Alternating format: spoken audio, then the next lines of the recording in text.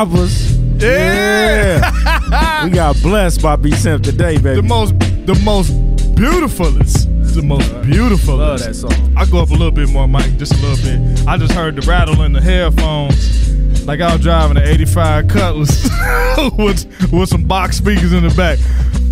We back. How you like me now? Did your ass down, man? Wasn't that Keith? Hey, Keith Murray shot. He shook the world up because it was like he had no fanfare. From eternity till infinity, I eternally get in ya. The most beautiful thing in this world. Yeah, man. That was the joint. What year was that? 90. I'm gonna go. Yeah, it's 4 or 5. But he killed it, man. He killed it, man. His career paused like way too early. I thought he did well coming out. Def Squad.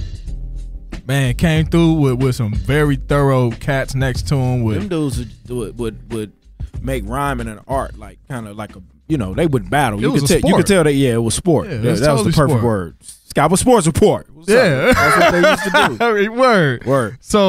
So of course we out here, man. Facebook Live, YouTube Live now. My man Mike at MZ Studios got it set up on the YouTube Live joint. I'm posting the YouTube Live feed now. Check out Scalpers Sports Report. I'm gonna put it also on my page. I think you got your page linked just with your solo Facebook, but we putting both on the Scalpers Sports Report. So link in one of those. Yeah. Send your comments to Scalpers Sports Report or to the live feed on Phil's page or on my page. Yeah, absolutely. And actually, what I did more intelligently this time is I went to the Scalpers page, went live on that, then shared it to my personal page because that's actually the order of operations. That's how it normally should go. But, me not being as smart as I am or as I should be. I mean, it took me 5 years for a bachelor's degree. That's all right. It is all right. You got to take your time and do it right. It is all right. Yeah. Yeah. And that's a song about that, too. Do it tonight. Right. Don't sing it. We got to stop singing. Well, I don't know. Take your time, do it right. We can do it, baby. It's fun. That's it. All strings. And bass. Yeah, they ain't got nothing to do with sports. But summertime. It is the summertime, man. But it has been still an interesting world of sports for numerous reasons. One of the things I want to get out of the way is the beloved Cowboy Nation. So you about to go off? Huh? Yes and no. Wait, you went off on anytime Natasha on our group meet thing. Yeah. Comes with a random comment to you. I know that means you going off on social media. I didn't do terribly with it. I just kind of like NFL needs to step in. I put it out there like that. For people that don't know. Yeah, Lucky Whitehead, formerly of the Dallas Cowboys, America's team. I gotta make sure I do that. In my prima donna voice, America's team, the Dallas Cowboys had released Lucky Whitehead in lieu of a situation that involved his name in a $40 robbery in West Virginia, of all places. The crazy part about that and why it sounded like it might be legit is because a Dallas Cowboy not so long ago was in some store, Belk or some store up in Plano, and was actually stealing. So actually stealing. Cameras and all. Yeah. So when you hear Lucky Whitehead, you like, dang, they not feeding these boys or what's going on? So it had some level of authenticity off the rip. And the weirdest part, they didn't look for any facts. They didn't check any particulars. Came to be Unlucky Whitehead. Name was thrown in the mix. I mean, the cat did, the gentleman who was guilty of it all, he did what I've seen people do or heard of people doing in the past. He took a name he knew of, went ahead and threw it out there. Probably already had it prepared because I'm sure this is not the first time he done dirt. Used it for this little, petty crime and said, yo, my name is Lucky Whitehead. They arrested this guy. Next thing you know, the guy didn't show up for court. They got a warrant out for the arrest. Then they threw it out there. Oh, Cowboy Lucky Whitehead is out here stealing, da-da-da-da-da. It sounded like it was a family member at first, but it wasn't.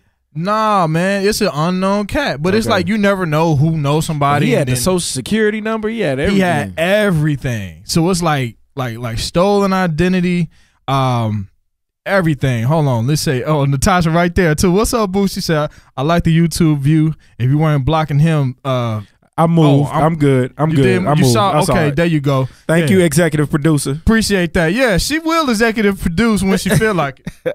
That's what we need. She kind of.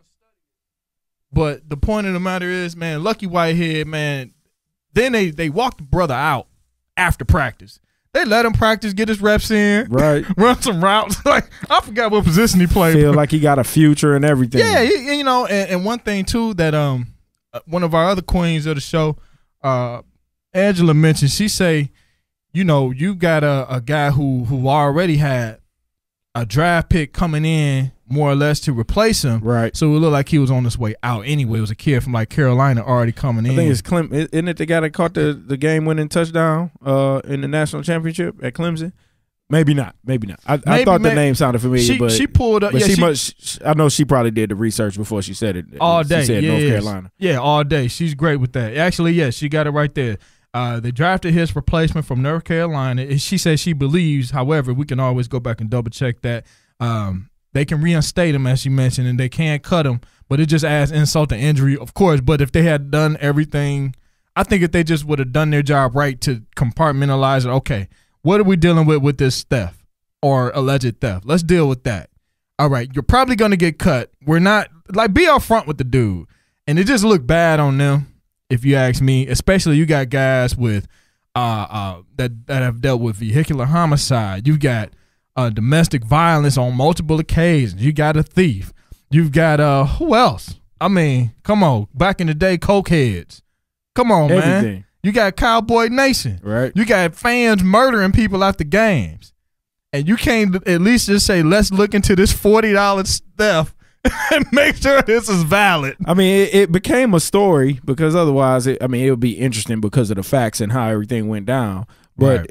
It was an opportunity for, you know, the Cowboys to get whooped up on because everybody knows Zeke been in the news like crazy. And so, not for any good reason whatsoever. And even when he wasn't really in the news, you know, on anything current, I guess it was pretty current when he knocked the old boy out, and everybody know how that goes down, you know, hush money and all that. But ESPN made a report like, oh, he's getting suspended. He's getting suspended for a variety of things. Matter of fact, including the bogus domestic violence charge that you know that it was clear as day that the girl was lying, but for whatever reason, the NFL has put itself in a position where, in order to you know appease their fans and appease the different groups out there, that you know we're going to make people, even on an allegation, even when it's completely bogus, make him pay through games. You know what I mean? So having that in the spotlight, Lucky just got he was the most unluckiest. Not his namesake. Not at all. That the timing of that all went down, and they kind of just, I think they used him to say, oh, we can, you know, put our foot down when we need to and get him on out of there. Now, it looks like he landed on his feet. I think the Jets picked him up in if y'all can't see me on YouTube, it's because he putting together this concoction right in my face. But you know, just a protein from the little aminos. He trying to be strong. I am, Jameis. Man. I am. We've been missing some Jameis speeches. It's coming, baby. Ain't it though? They recording them joints. I'm DVRing every Jameis Winston speech there is, dog. I swear. It's coming. Every one of them. You gotta be like, how hype are you for this preseason game that you gonna play 3 snaps? If you ain't motivated by Jameis Winston, I don't know what the hell wrong with your life. But yeah, nonetheless, okay, he found a home with the Jets. Yeah. All right, good for you, man. Now, terrible franchise. No. No, not terrible franchise. Team. They got a terrible team. Right. The franchise, you know, being in the shadow of the Giants for however long it's been, they're the Clippers of football. Let's be real. Right. They're the Clippers of football. You know, they've had pieces they've been able to have. They've had a little bit of Revis Island. Hell, they've had what's another? Who else have they had? Because they ain't really had no QBs like that. And oh my God, it's a while. I mean, Testaverde. I mean, they had Brett Favre for a while, so For a taste, you know, sold some tickets. They've always done that. Testaverde was always good to me. I always liked Testaverde. But I mean, he was there with Parcells, so they were a loaded squad. They've always had a good defense. They had Keyshawn. David Harris, was really good, but now he's with the Patriots. I mean, Revis was their biggest star over the last few years. Yeah, Wayne Corbett. Yeah, Wayne Corbett. But I ain't heard that name in a while. Right? That's why I love that you here when everybody else be out, because we can go back and forth, and then we could do boxing, which is coming up this weekend too. That's what's up. Nobody else does boxing but you and I. We get down on some boxing on this. Yeah, joint, so right? we gonna get to that. Now I know in college football, man, it's a big mess in the SEC with this Ole Miss. Where's Angie at? Can somebody put a call out to Angie? I'm about to hit her in all caps on this group me chat. Because I can't believe she didn't take an opportunity to come in here or call in and speak up about her and the rest of the Bulldog family is taking down the Ole Miss program. Yeah, man. Hey, she posted on her Facebook that this is a great run or something like that for Ole Miss. I was like, what you talking about? Boy, that ain't nothing but slander. She said a great run for us, Mississippi State. And I'm just like, what are you talking about? And her response was just like, oh, well, we taking them down. And I was like, y'all kind of living vicariously through Ole Miss going down. Y'all need to be bigger than that, right? Man, hell. Hey, I'm gonna tell you something. They licking their chops at it, you know, and that's one thing. But I'm gonna just say, for the most part, you know, I hate to see any program go through something like that. I mean, they talking about some phone records that came attached to more or less like some back page prostitution type stuff. And well, this is how I feel about it. Crazy. Everybody knows Hugh Freeze and Ole Miss run a dirty program, right? Word. We know it's other programs out there that kind of play the game in a lot of SEC schools. You know, they put money in the pocketbook. They finance uncle's lemonade stand. You know what I'm saying? They add to the building fund at the pastor's church. We know, but that is the way that you're supposed to do it, right? It is. Ole Miss coming in the game and they just handing kids 10 racks. Like, you come play for us. And these fools, they ain't know it's a new school of fool out here. They be putting it on Instagram like, hold the racks up to my ear. Going to Mississippi. With right. the hat, the apparel on. Right. So it was only a matter of time before they got busted. Man. And, you know, if you want to play the big game of college football, you got to know kind of the rules. So it was only a matter of time before they got exposed, especially when you got a rival right down the street that hates your guts. And now you winning and you getting all types of 5 stars. They definitely going to do FOIA requests to find out what's going on. What are they doing? Right? Because ain't nobody coming over here. And then Ole Miss says, hey, it's not us who it's not this administration that was doing wrong. No. It was Houston Nutt. Houston Nutt say, why y'all bringing my name in this? Because he is where? Ain't he in Texas somewhere? I don't know. He's not in coaching right now. He's trying to get back. Okay, I got you. In the coaching. So he was the coach before Hugh Freeze. Right. And so they say, trying to lay it all on. Oh, yeah, this was all Houston Nutt. Houston Nutt say, wait a minute, dog. I may not ever coach again in big college football, but what you not going to do is throw me under the bus. Not in front of my family. Apologize. In front of my family. That boy said, he said, apologize. You know when somebody say apologize, but they got their fist balled up. Say sorry. Like, either you do it or you know what's coming next. And they said no. He said, all right. You know what he did? He got a banana. He was like, I'm dropping down on these things. I'm dropping down on these things. For anybody that doesn't know what that scene's from, Google belly.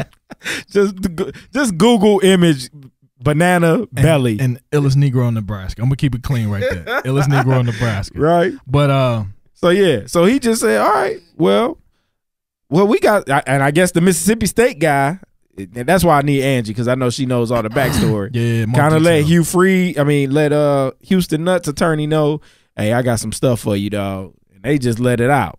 Let it all the way And out. you know me, I'm sure you get a kick out of this. The Bible thumpers, the ones that's always dropping the Bible verses and telling God wants this program to succeed and all this stuff. Put Psalms 28:7, right? Said let Ole Miss live. Right.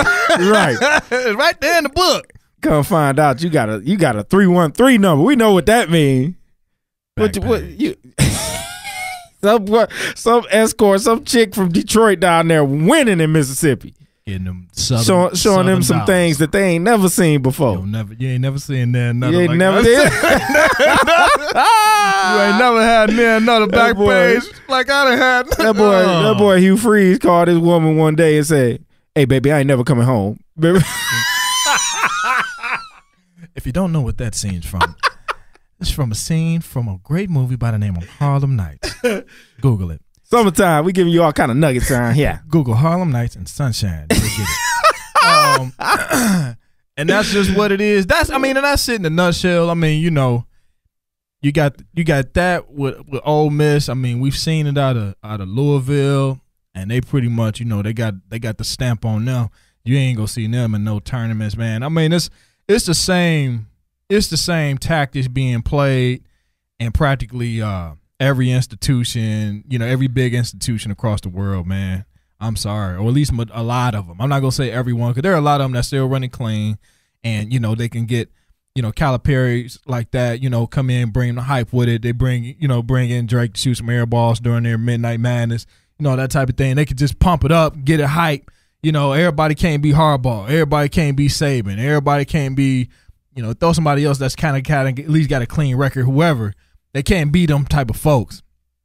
But being real, you know, whether it be escorts, prostitution, whatever, it's not new. It's just when they get caught, you know, it's just a blemish on the program, period. Right. You know, that's just the bottom line. So, you know, and that's just the, you know, the icing on the cake. That anytime sex is involved, it adds some level of salacious to it. Ain't no question. But at the end of the day, they still are not past the really serious, what's going to amount to very serious allegations of NCAA infractions. Oh my God! And it seems like it's just blatant. You know, when you got players texting administrators like, "Hey, mama, phone bill, handle that." I mean, that's essentially what came out in the Laramie Tunsil, right? Like, hey, need that about you. Yeah, flat out. Get that taken care of. You done it before, you're doing it again. You know, and guess what? They doing it again. They doing it again. And it's, you know, you got to be careful. Do that for the guys that you know are gonna come to your program. They got guys that ended up going to Mississippi State. I believe, again, it would be nice to have Angie here, that are, you know, turned state's evidence for the most part. Yeah. You know, for lack of a better term. Yeah. So you better use them ducats wisely if you're going to be cheating. So, you know, we'll see. Knowing the NCAA, they're going to give them a slap on the wrist, and then, you know, somebody that exercises too much or practices too much will get the death penalty, you know. North Carolina that has major academic fraud will probably get nothing, but somebody that sold a kid a book will get probation for 9 years. You know, so NCAA is weird books like that. Are willy nilly though, according to them. Yeah, right. Exactly. And what's funny is they still had a little shine on them from the Robert Kimdichie from a couple years ago, and they kept something going. And this here, man, it's not gonna bury them at any level. Well, it's gonna bury them because in that conference, recruiting wise, I would just say. recruiting wise, and then you can't have years off. You know, dog. You need to continue to build and build and build and build in that conference. The MSU of the South is licking their chops. Texas A&M is licking their chops. You're never going to get to the status of a Alabama in that program. Word. You're never going to recruit with a Georgia or LSU in that in that conference. So you're basically a bottom feeder anyway. You always have been a bottom feeder. You did some things to try and got up to the top. You beat Alabama 2 straight years, which which never happens. But now you're going to be knocked down as a bottom feeder, and it's going to be those other teams that are in that realm, a lot of the SEC teams, East teams, the Mississippi State, the Arkansas that are going to be like, okay, window open, window open. Now it's A&M got to scrap. We got to scrap now. Like, we want our position as the second best team in the SEC West, battling Auburn, things like that. So, I don't. This is going to be a major step back, I believe. And who's going to want to be a coach at that program with potential sanctions and scholarship reductions and things like that coming down the pipeline. Heard Les Miles. Les Miles tried to get every job he could possibly get, during the offseason, and got rebuffed. Didn't get a job. Didn't even get some of the lower level Power 5 jobs. But we'll see. He knows kind of the landscape of the South after being at LSU for so long. So he might. Next door. And this is gonna be his last job, so why not take a project like that where if you do get it turned around, you could be revered. If not, people will be like, oh, it was such a bad it was a program in such bad shape, you can't really hold it against him. So not at all. It might be a good gig.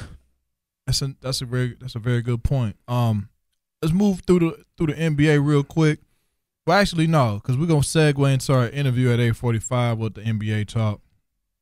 Because we had a little bit of a shake-up in Cleveland, and it's a little activity going on over there. It's been quiet for the most part amongst the rest of the league.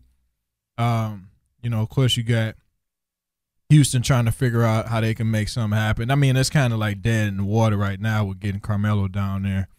I think OKC threw it out there like maybe they could put together a package to get him over there. A lot of it is just rumor mill talk. Houston's probably the most able to make a deal happen to get Carmelo down to Houston, but as of now, I haven't heard any other talks about it. We've got a interview coming up at 8:45 Central Standard Time with a gentleman known as Frank Nitti. He's a Drew League legend, and if you take a look at him on his Instagram page, you'll know why. His real name, Frank Session, guard out of Weber State. Got out of there 2008. Looks like. No, actually, let me take that back. 2009, 2010, he was at Weber State. Went through the D League, been through the ABA, Drew League for the last probably like 8 years, it looks like. And the brother's got a great resume, but most impressive is his highlight reel. You can see this man's athleticism, dunking on anybody and everybody off the dribble, alley-oop. If you're standing there, you're in trouble. Well, that's the type of cat that we like to watch. And Summer League showcases people like that you will never know. You will never hear about.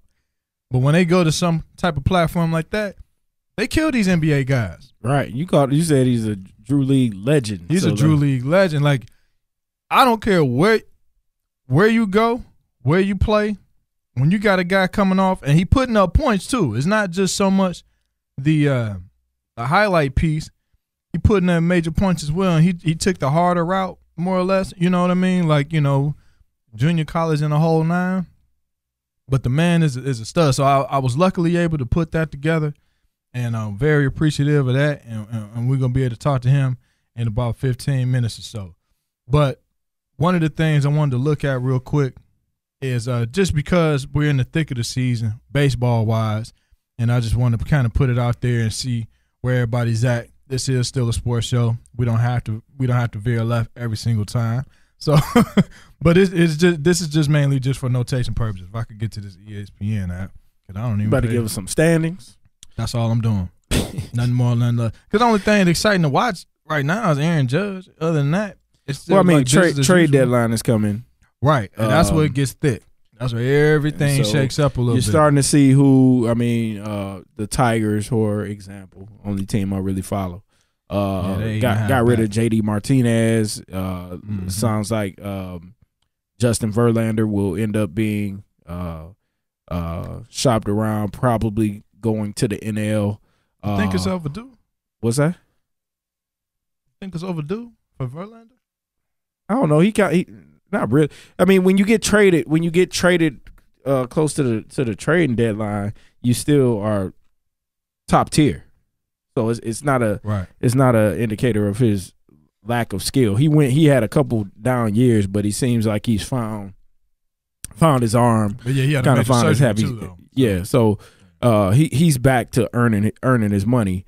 I would expect him. I think the Nationals and the Dodgers are probably going to be major players in trying to trade for Verlander, right, or Yu Darvish down here in Texas, who's actually, I know he had some tough stints and some injury issues, but he's actually gotten back to his old ways, I believe, a little bit. So, so you know, and just think about some of those staffs when you see Scherzer and Verlander again potentially, right, or Clayton Kershaw with a Darvish, or Clayton Kershaw with a Verlander. When you get to playoff baseball, I mean, we talk about the NBA all the time and how teams load up and having these great teams and kind of these all-star teams. Well, by the end of a baseball season, you need that. I mean, not that you need it. That's how it just ends up. It ends up being, you know, kind of this hodgepodge group of all-stars that gets thrown together, people that are on last year their contracts, and free agents that buy them out, bring them over. The team where they are, they know they can't afford them or they won't put that money in. Well, that's what they did with Price last year. Yeah, exactly. And they end up being rentals for playoff success, for the postseason. Yeah, and that's why it's so hard, you know, to really get hits during the playoffs, because you're dealing with like 5 aces when you get to playoffs. Yeah. So now, even just standing wise, American League is led by the Yanks. They're a game up over Kansas City, which is surprising. Kansas City actually has they've made the best out of their season. Well, they had a horrible slow start. And I'm looking at the wild cards, as a matter of fact. So the Yanks right over Kansas City, and then followed by Tampa Bay. Tampa Bay has been playing pretty good. You got Seattle, Minnesota, and Texas. But that's all within 4 games. And the LA Angels. It's going to get more competitive. You still got the Red Sox in the lead in the AL East. Cleveland's in the lead in the AL Central. And Houston's still taking care of business. Houston's still hot. Natasha, you still bandwagoning out there? Let us know. She out there. She driving the bus. You hear me? She literally taking them. Oh no, she might fall back. Game. Football about to start. She might fall back. Well, ask her in 2 weeks. 3 weeks. She ain't gonna remember. They got a team. Nonetheless, but they 67 games though. You know what I mean? And that's the top. Bro, they right behind the LA Dodgers, paying dividends out there for Magic Johnson and company. So they leading the NL West. Milwaukee's up top. That's good to see Milwaukee up top, because Milwaukee ain't really been a premier baseball team in a while. Milwaukee's the top NL Central, and they're followed by the Cubs. The worst division in the. And I mean, it's not that tough a division, but you know they're making the bus. You know they doing the Houston Texan type of record right now. I mean, I don't care if we all suck. It's bizarre because it's a division with the Cubs and the Cardinals, which you expect. Correct.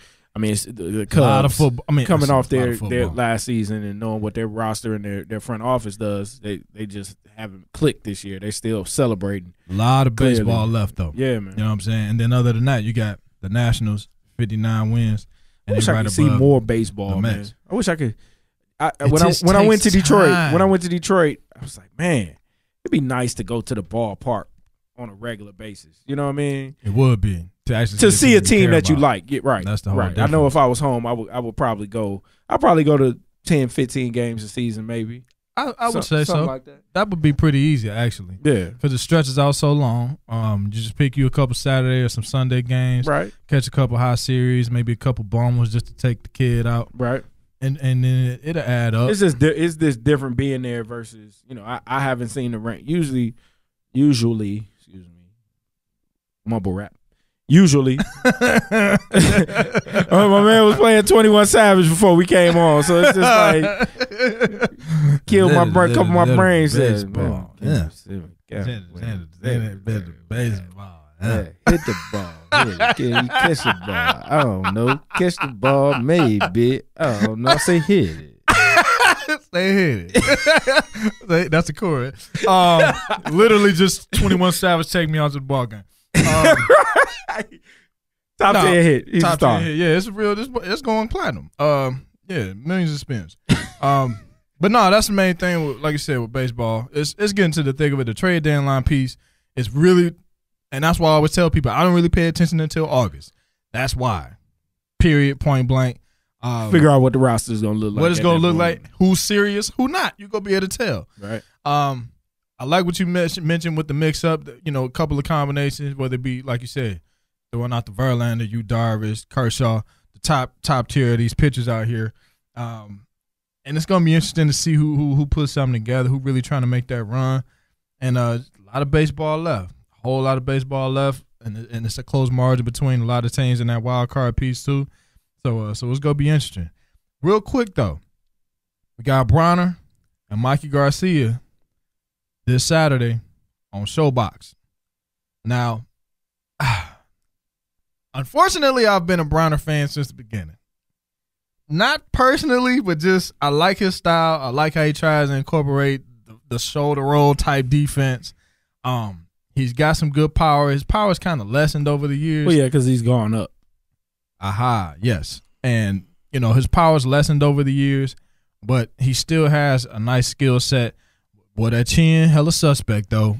But, I think it just depends on his focus. I think he's way more focused right now. I haven't seen any antics. It's just kind of like business as usual. Talk a little trash, call Mikey Mickey, during press conference, this and that. It's not a whole lot of fluff. I think he's zoned in to training camp, and I can't do nothing but appreciate that. But, I'm pulling for Bronner. I actually want to see him have, a career that's more on the successful side down the line. Not too much talk, but just be successful, represent for the Midwest, even though it is Cincinnati and it's in Ohio. But basically Kentucky. Yes, and I can roll with that. You're right at the bridge. So you really I can mess with the Natty. He actually lives in Kentucky. Yeah, I'm going to roll with that. It's basically Kentucky. People from Cincinnati don't even live in Cincinnati. So I'm with that. Right. But nonetheless, I do want to see him come out strong. Get a good feel for Garcia. Use his defense in the first couple of rounds, turn it up as the fight goes along. I like to see him fight like that, but just don't get complacent, don't get lax. Just stay aggressive, yet just figure him out early.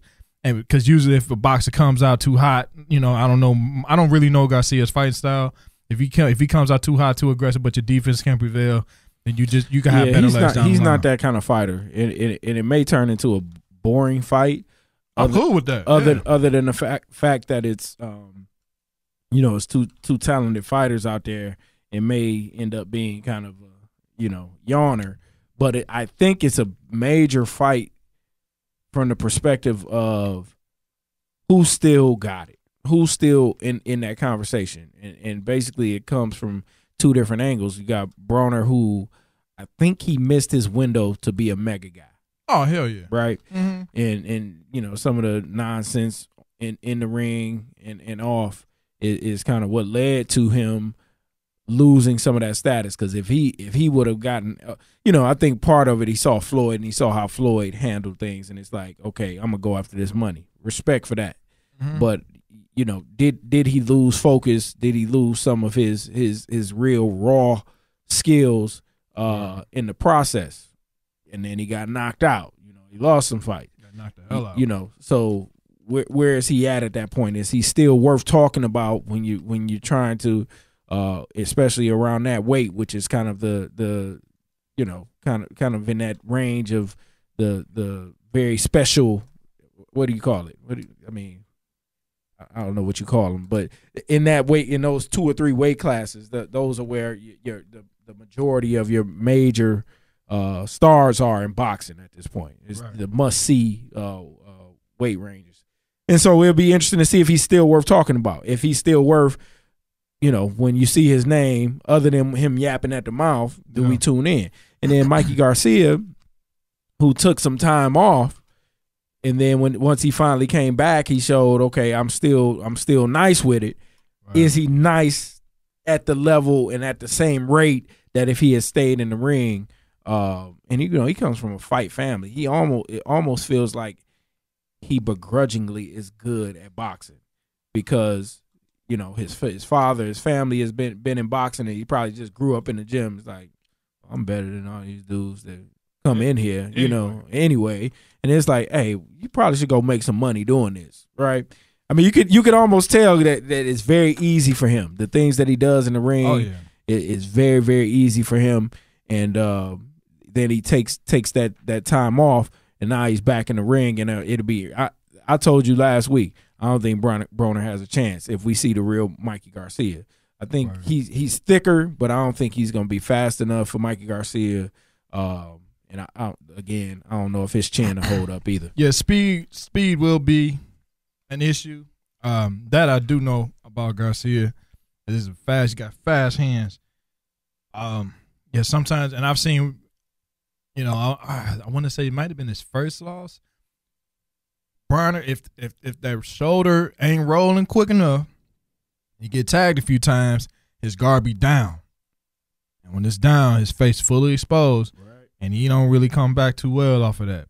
And he got powerful hands when he use them, but sometimes he get a little too lax, you know, not focused, so busy trying to dodge punches and not countering nor throwing enough himself. But they fighting at the Barclays this Saturday night.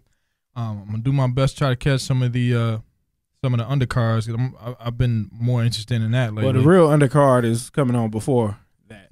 Right before them? Yeah. Which one is that? All Access. Mayweather, McGregor. Part 1. Hold on. Huh? Yeah. All Access Mayweather. You know Mayweather pre-Mayweather fights, and they do the All Access when they follow them around in the training camp and all that stuff. Word. So that's part 1. I think they're doing 4 leading up into the fight. You know, that's usually what they do. 4. In opposed to 24/7. Well, yeah, 24/7 is on. That's HBO. Is on HBO. So they call it All Access on Showtime. I'm with that. So that's the real undercard. I'm with that. To see these fools, you know,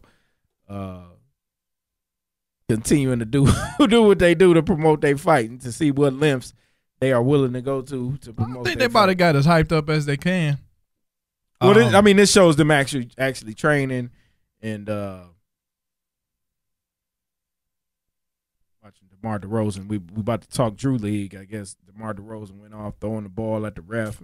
Come on, DeMar, chill out.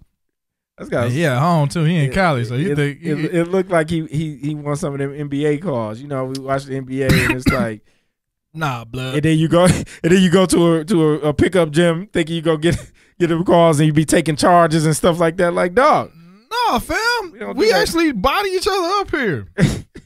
When did I say you play like that?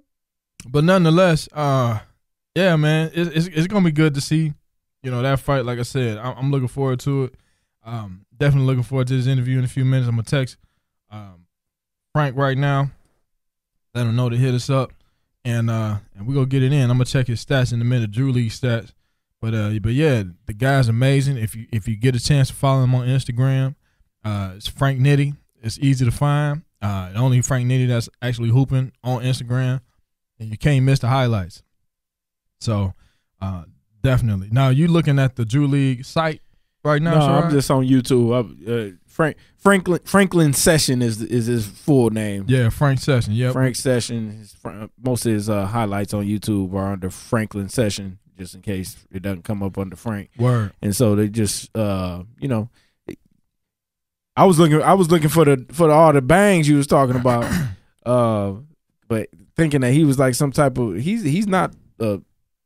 You know, he's kind of a slight guy, but can get up and got some handles on you. Not a big guy, and it's crazy seeing how many years he been putting in work in the Drew. The Drew is kind of like a you know, that's where you go where you can get real legitimate run. Did you ever watch the documentary? I can't remember what the name of it was. It's probably like Drew League documentary. But when we talk about how serious they take that. That summer series and that summer look for that. Tournament, it probably was on Showtime. They kind of killing the game with the sports documentaries. But yeah, they take it serious, and it took you through the trials and tribulations of that league, and what some people that put their own money up to save the league, and how it's gone from its original adaptation and a very, very small gym to kind of where it is now, where a large number of fans can show up and enjoy it, and it's a big deal. And they still sell, hot chips and, and hot dogs, and it has that kind of feel. Polar sausages. Yeah, you know what I mean. Boiled hot dog water off to the side. How you smell it when you come into the gym. Ain't no question. Yeah. So So we got it, and they got 13 teams, man. You got Birdie's Revenge, above the rim, Birdie, Houdini's Problems, BB4L, LA Loop, IE No Snacks, which is, I don't know what that name came from. Closers with a Z in the middle, Closers, Footprint, Jaguars, ICO, Pandas, COA, New Image, and hashtag Jug Life. What do you think about the we're learning and because of social media and because of just being able to have access to just about anything. Mm-hmm. What do you think about the kind of the increase in publicity on some of the summer leagues and the summer basketball? I mean, this year has been extremely unique because of the Big Three. I love it, which man. is in Dallas, right? Are you going? I'll be there. That's this Sunday. This Sunday. Yeah, I'll be there. Big Three tournament, and then I think as a result of the Big Three, that 5-on-5 tournament that I think it got established a couple years ago. It did, where it was kind of I think for the majority pot now. Yeah, so I think that ends up being like a collection of mostly college guys that played at a certain college. I want to say that is correct, because you have some Ohio State guys, some Syracuse guys. I think it's a Marquette team. I know some Kansas guys. Right. So they still show that at the bottom of the ticker on like ESPN, and that season might be done because I remember them. Every time I see Eric Devendorf's name, I'm like, Devendorf still balling. Yeah. They had a lot of different guys just from all over the place, and like you said, you're kind of looking at it where if you tiered it, I mean, it was like your second, third tier type of guys, in top programs for the most part, but then they still out or top guys that didn't quite fit the. They didn't fit the mold of the program, or fit the NBA. Well, yeah, that's right. That's true. Because I look at Devendorf. He was a. Devendorf was nice. I mean, I'm not gonna say he was a number one option, but he was a main cog in that program, mm-hmm. and but he doesn't fit the NBA profile. So, but they have some guys like that that had some success in college. Probably didn't want to go overseas to play, or they do go overseas and this is their off season. They come back and they play some 5-on-5. We got a thumbs up. We got him.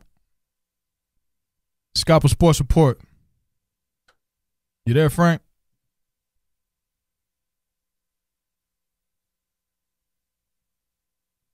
Nothing. Oh, I thought you said he called in. Heard the Skype. Okay. Scalpers Sports Report.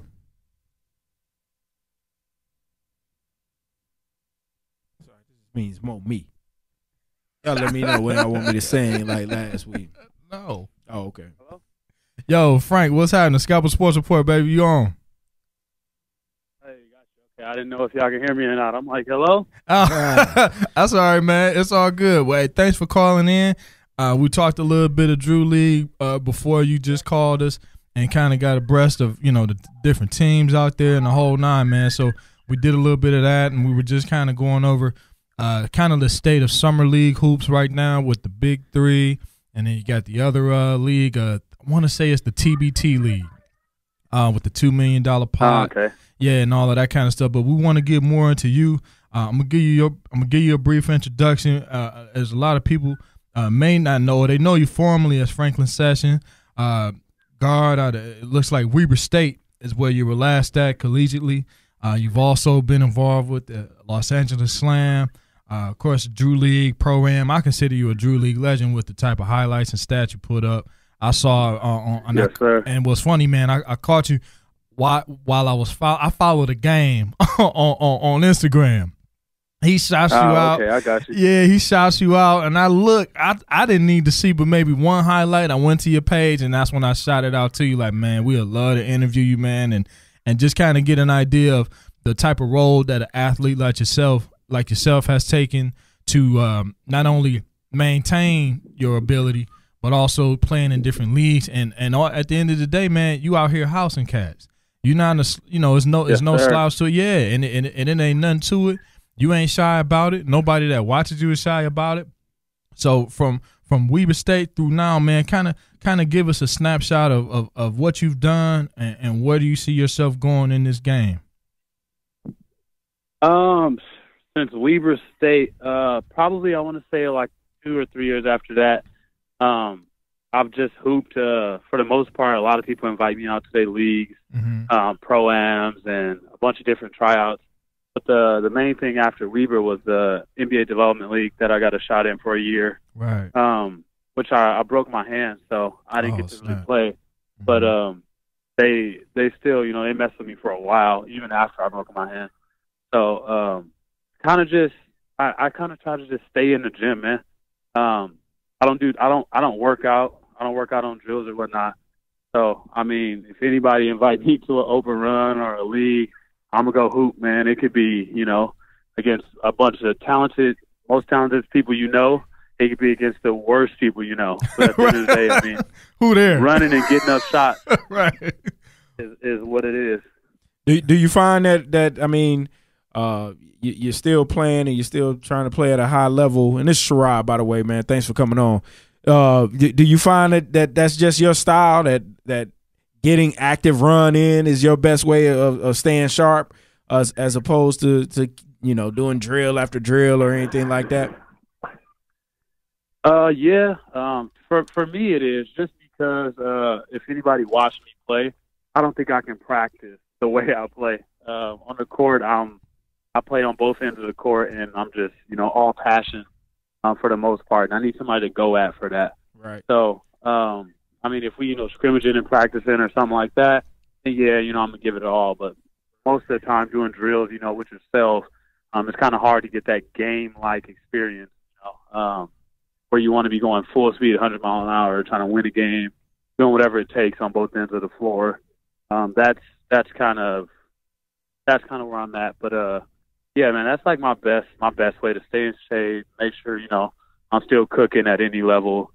A lot of people try stuff in practice. I rather try stuff from the people that I'm hooping against. Right. So, I mean, it just worked out better for me that way. You so when you Google your name, all the Drew League stuff comes up. I guess that's because that's what's most current. But at this point, and where are you from?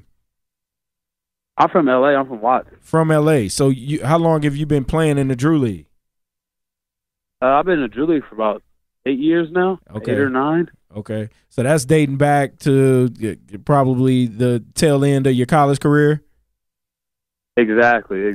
And now, I mean, growing up out there, I was talking to Phil a little bit about the documentary. Did you make it? Did you make it into the documentary? I don't remember specifically. I'm sure I was in there. I'm okay. sure I was in there. But I never got a chance to check it out, and I'm super busy. I work 6 days a week. Oh, yeah. On top of trying to hoop after, I get a chance to actually be off. Well, I mean, it was a great kind of historical piece about how the Drew League got to where it is, and the importance that it plays in West Coast basketball, and how it's expanded and exploded into what it is now. And I can imagine you growing up out there and now being, co-MVP of the league. That has to mean an awful lot. Oh, it means a lot, man.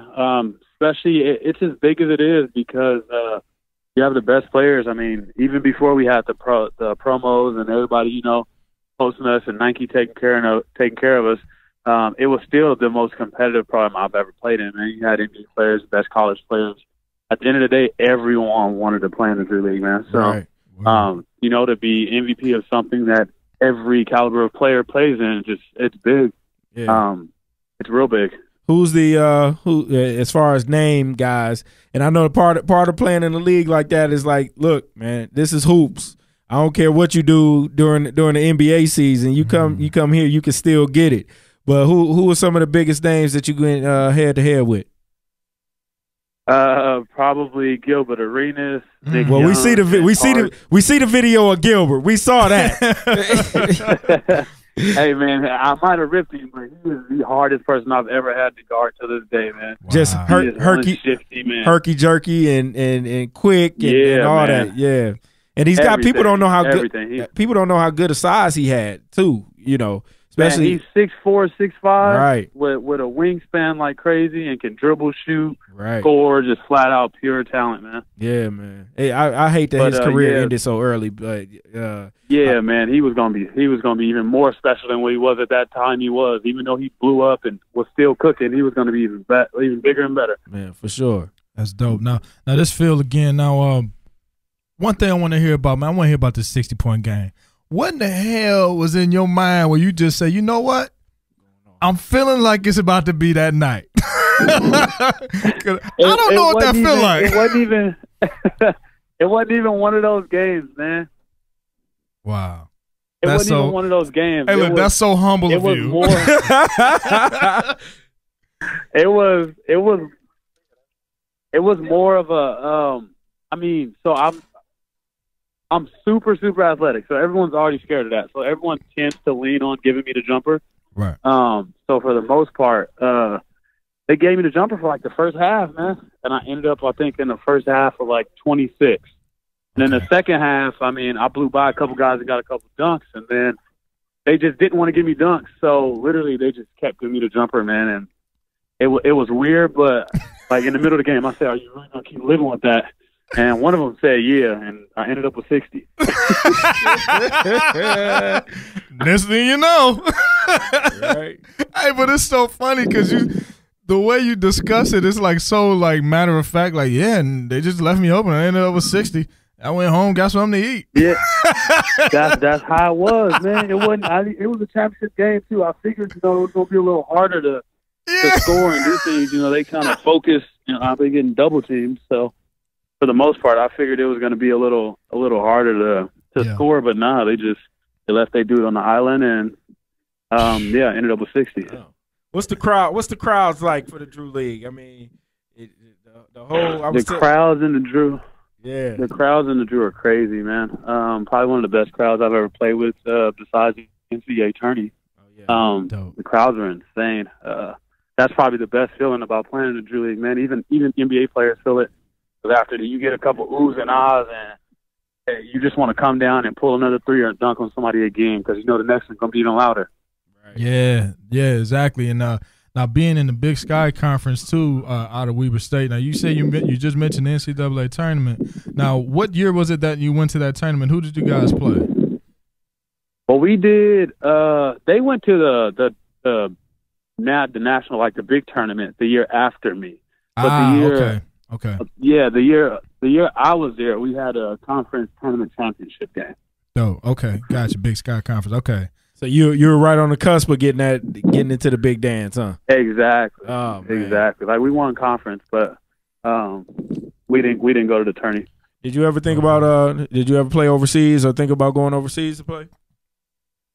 I did for a minute, but with overseas, they don't really give guards enough to be. And in my opinion, unless you're a big name or you got a good agent or you placed in the right division, man, it's just hard to get paid well overseas.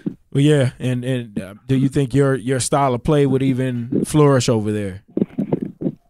That's the thing. I wouldn't even know, man. I wouldn't even know. I'm pretty sure there'd be some things that have to change up, but that I wouldn't know. Man, hey, man, we need to get you a Netflix documentary or something. It'd be cats like you that I like to discover. So, case in point, and you being a West Coast cat, man, like they had the documentary on Hook Mitchell.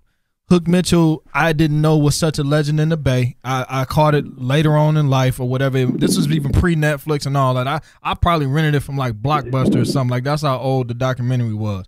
He bought 5'9", 5'9" cat, wingspan like crazy. He was dunking over cars and motorcycles before it could be televised. It's cats like that, cats like yourself. Those are the type of people who I grow to be bigger fans of because it's that raw talent, it's that natural talent, it's that oohs and ahs type talent. They're trying to bring more of it to the forefront, like we were saying with the TBT league. with the TV no, I league get. and all that. That's how I am, man. For the most part, Yeah. they really. I feel like I'm overlooked a lot, man. Especially for like, I always tell people like, there's two things I always tell people. I want to be the best and never do it, and then I feel like if anyone's doing what I'm doing in any league, they're getting paid a lot of money to do it. Word. And they're not even half as talented as you. What do See you? what I mean? What's your average in the Drew League this year? It was 30 for like the first 6 weeks, like 30, 32. It probably went down to like 26, 25. I had an 18-point game, and that was last week when we beat the other team that was undefeated. And then I had a 28-point game, but other than that, it was like 31, 32, 43, 30, 29. So it was pretty high for a minute. So the season is still going on, right? How close are we to? Yeah, we still got 2 more games until playoffs. 2 more games. Okay. Oh, and then is it a like what's the playoffs style? Is it kind of one and done, or what's playoffs like? Yeah, playoffs one and done. It's 3 games and then the championship game. 3 games. Okay. If you make it. Okay. Have you won a Drew League championship? You said, have I won one? Yeah. Hell no, man. It's that tough. It's like tough. Matter of fact, huh? It's tough, to be honest, man. The 3 teams that were in it, so there's 3 teams that was in it. One was JaVale McGee's team, who they had Swaggy P, DeMar DeRozan, and a couple other guys. Other team was like some USC Terrell, stuff. who had Baron Davis, Terrence Ross from the Raptors, Stanley Johnson from the Pistons. I mean, Casper Ware, which is like, he's been in the NBA a couple times. Right, he's a legend. He didn't stay long, but he's been in it. Yeah, exactly. Yeah. So, I mean, the caliber of guys you're going to play in the playoffs ain't no. So it's going to be a hard-fought game. We were just talking about baseball and how by the end of the season in baseball, it's kind of like this hodgepodge mixed mash of all-stars that get picked up and the team looks completely different by the time it gets to the playoffs. Is there a deadline on when Drew League team can go out and add a Kobe or whatever the case may be? Can't, right now, if they've never played in the Drew, you can add up to the last game. Okay. So we got 2 games this weekend. Our Saturday game would be the last day we can add somebody. Okay. After that, 1 game before the playoffs, you can't add anybody. Okay, and then we try to add one of our good friends, and he played with another team in the Drew, so they wouldn't let him switch at all right now. So anybody who played already can't switch, and then anybody who hasn't played has 1 game to switch. Is there a good story? Or 1 game to play. Right. Is there a good story how you got your nickname? I mean, I know people heard of Frank Nitty before. Which one? Well, what are they? Well, let's go. So my first one is Frank Nitty. I got that from just being nitty gritty, and then like I like clothing, so from like knitted wear. That's where I got my nickname from. And then my Drew League nickname is Megadeth, actually. Okay. Megadeth. Did they gave you that on the mic, like the guy who they gave me that on the mic. It took 6 years to get it, but I finally got one. That's what's up. Megadeth. That's Megadeth. Frank Nitty. And never Frank the Tank. Right. That's the next. I got Frank the Tank in college. Okay. But, all right, that makes sense. I never got that at the Drew. Yikes, Megadeth. That has to be the most intimidating nickname. Right. Hey, when the announcer pulled me over, like, man, we got to get you a nickname. And he said it to me, I was like, hey, man, that's going to stick. I like that. That's going to stick and scares anybody that tries to guard your behind. Yeah, get banged on. Right. And I know it's crazy. I know you mentioned that get in the game, man. And they played me with the hardest, best defense. It's crazy. Good luck. Because that first step is that's the Megadeth, the first step. Once you blow past, and you get that 1 leg lift off, man, it's a wrap. I know you mentioned your work ethic off the court, man. From a 9 to 5 perspective, what's your expertise level off the court? Like What do you? What's my expertise level on what? Yeah, what are you doing professionally off the court? I know you mentioned that you're working hard, man, 6 days and still staying in the gym. What are you doing? What are you doing off the court professionally? What do you got going on? I'm a manager for Verizon, man. So Word. for so for the most part, I like my job right now. It's paying the bills, so I can't complain. Stay grinding. Yes, sir. You ever think when you hang them up, you think you want to coach or something like that? I was thinking about I wouldn't coach because I'd probably drive myself crazy. Because the bad part about when I play is I feel like everybody can do what I do and some people can't. Yeah. I know I can't. They say some of the greats are they don't have that ability because they think that everybody can do the same things that they were able to do. So exactly, and I feel like most of my talent is just effort. But then again, I mean that doesn't say a lot. Yeah, Man. And that doesn't always translate. Everybody doesn't bring that to the game for sure. Now, and we're not gonna hold you too long, man. I know you got a life to live and probably a gym to get to. Where can people find you, and when is your next game?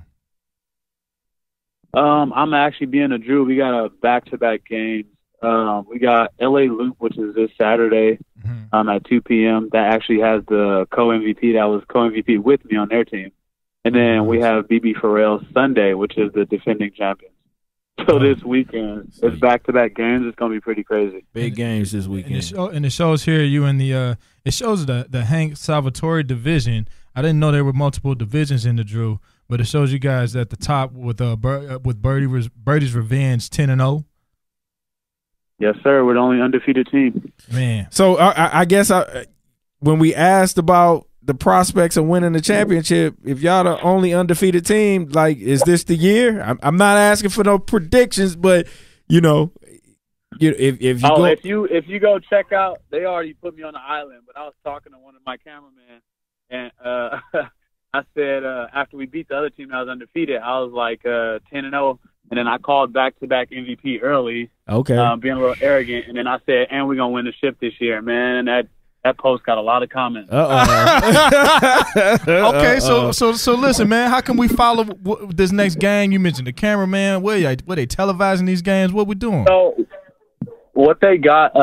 It's kind of hard. They got the Drew League website where they update like the scores, and then they got Twitter and Snapchat. Twitter is when you're gonna get your like live updates from like scoring to like who just scored to exciting play.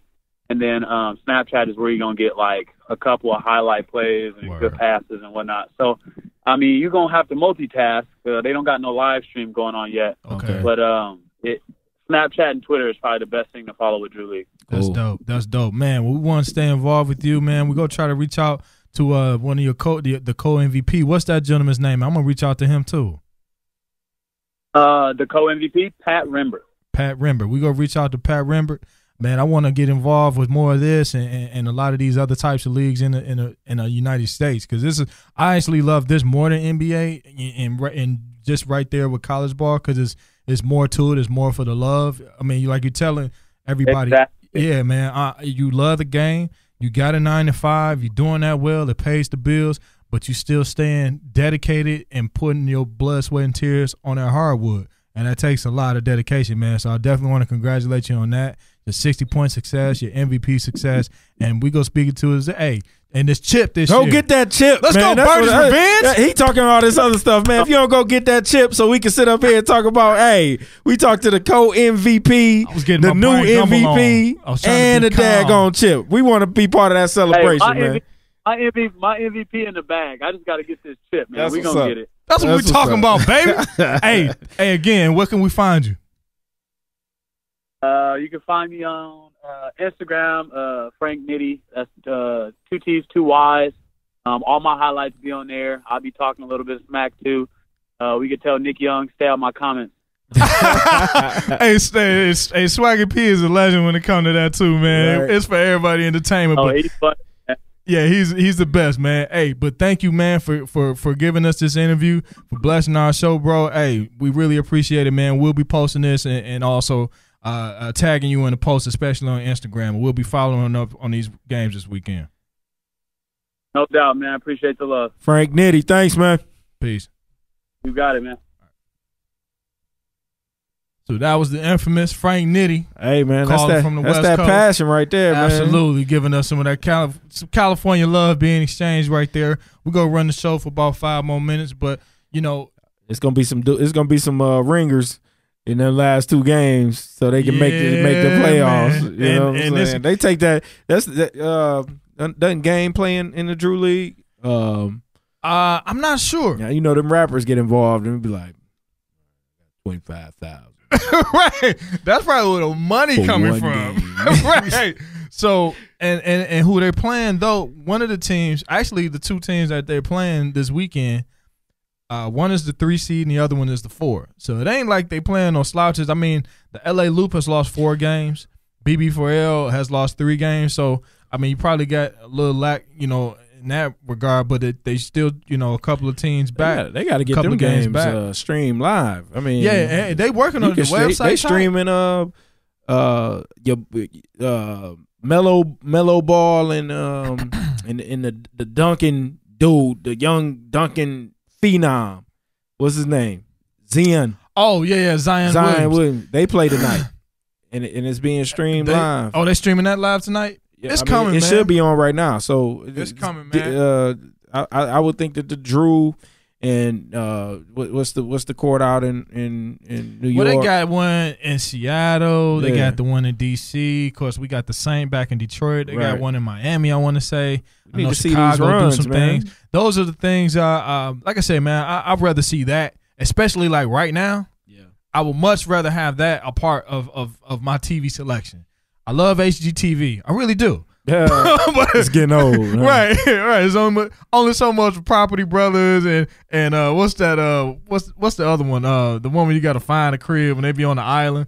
I'm drawing a blank, but that's only so much of that. And my woman crush is Nicole Curtis on the Do It Yourself Network, and she from Michigan. Y'all don't know nothing about all this. Man, y'all tripping. Man, we on this 21 Savage.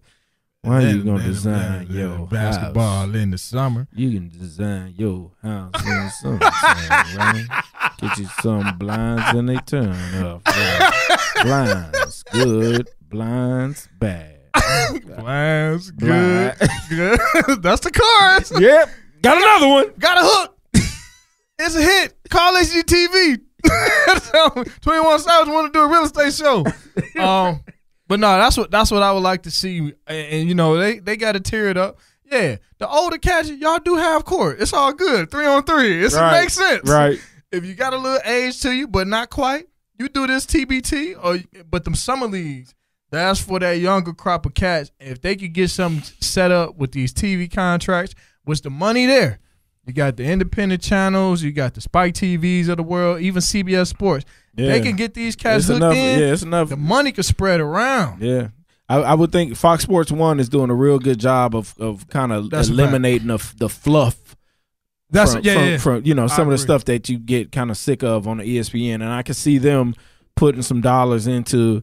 All right, well, something like that. Well, they showed the Big 3 already. I mean, so yeah, they televised the Big 3. I can see them going from Big 3, and all right, now your Drew League championship game. I ain't the only one want to watch it. Yeah. I guarantee you that. For sure. So I love it. It's gonna be great to see, and it's a great. I hate to use the term filler, but it's a great way if you're just in an air conditioned spot and you ain't trying to be at the pool in a hot state like Texas. Hey, filler make money too. Make a ton of it. So if they can get that together professionally and and put some more money in these cats' pockets, hey. It's so many different circuits though. I mean, it's like the Dunkers got their own circuit now. They sure do, and that's a long time for former NBA players. Now we got a circuit for not as good college, or I don't want to say that, for college players that still want to ball and represent their team. You got the I'm sure there's still an N1 circuit out there on some levels. There is. They do it more worldwide now. I can imagine. They do it more worldwide, which is beautiful. They still keeping it rolling. They very rarely televise it here. Right. And that makes sense because it had its run here. It had its run here. But it was still a beautiful thing when they had it. And I think, if like I said, if an N1 could get televised, I know damn well the Drew League finals, playoffs. Especially after the documentary and it got some acclaim, you would think that there will be a window for that. And my thing is, we know that they get good players. They Hell get the run in DC. We know that they get good players. I think John Wall plays in that. KD plays in That's true. So if that kind of talent is playing, people just want to see it, and you get to see it a little bit different because it's a little bit more raw. Watching DeMar DeRozan go ham because he's not getting calls, that shows you how real the competition is. Because otherwise, if he didn't care, right? He got his 100 plus over millions, then whatever he got that he probably didn't deserve. Him and Kyle Lowry just stealing from the market, whole country. The dollar is weak. but it just shows you that they take it seriously. It means something to win. Yeah. You heard the passion in Nitty's voice, man, wanting to win that championship. Even at 10-0, he's still like, hey, we got to grind and we got to get this. So, basketball is universal, and there's so many different ways that it don't stop. It does.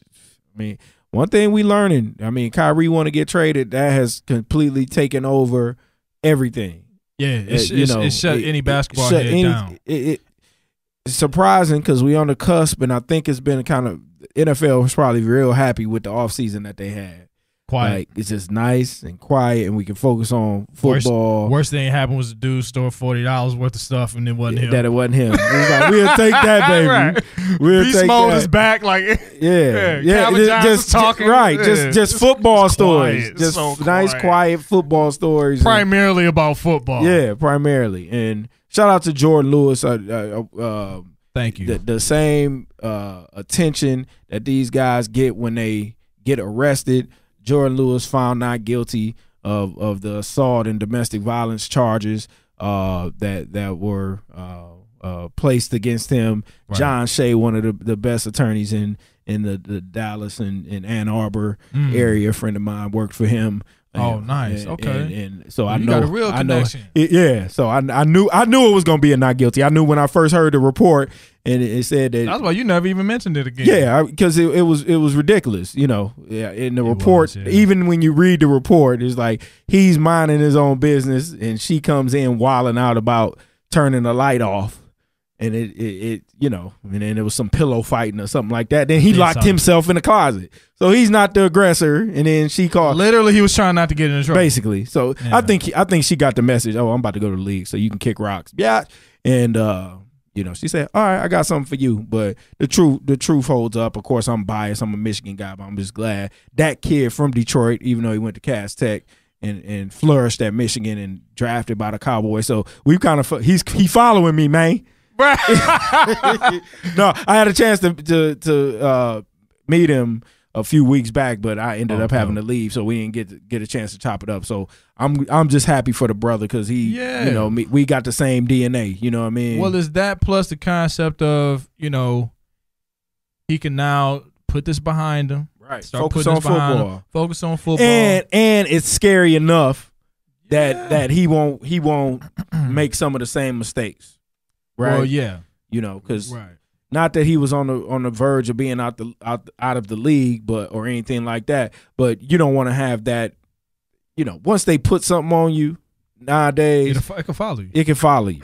He can put this behind him now. Yeah. Move forward. He was already, I would say, the top ranked secondary defender in the draft. Yeah, he's slight, but his talent level is probably better than any other corner that came into the league. You've seen the highlights. So now he can get back, focus on football. And I'm not a Cowboys fan, but he's in a good environment. I'm not for Angie, who never said anything about the Cowboys till that. But I will be a fan of the Cowboys defense and hope they do well with the two Michigan boys on there. Here, Jordan Lewis at corner, Taco Charlton at defensive end. That's dope. All right. So we got that. Appreciate that, Sherrod, with a good close out. Thank you for reminding us of the triumphs of the court system. Yes, sir. Serving this gentleman. Me, Mr. Not Guilty. You know what I mean? I like EdwardsDefense.com. EdwardsDefense.com. And we about to get out of here. Happy Hump Day, everybody. What we got in the background? Yeah. I know the track. Sam hit us with one today. That's some more Death Squad stuff again, man. Is that That's not Dilla, but it sounds Dilla-ish. Nah, that's some Def Squad stuff. Yeah. That's got to be Mokeith Murray. Well, we gonna find out because Simp ain't here, but he showed enough. Made sure his thumbprint was on this episode. Scalpers Sports Report. We want to thank everybody for checking us out. Of course, you can follow us on our YouTube page as well as Facebook and our Instagram page. Scalpers Sports Report. What you got? Shout out! I went home for my reunion. I went to the reunion, but.